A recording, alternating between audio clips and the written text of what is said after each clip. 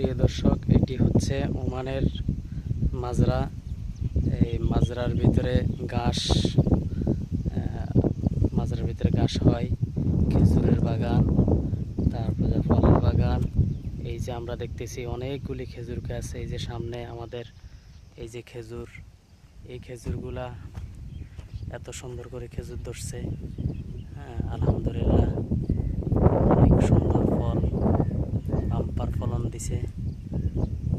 এই যে দেখেন আরো আছে, এই যে আরো আছে, দেখেন এই যে এই যে এই যে সুন্দর ফল।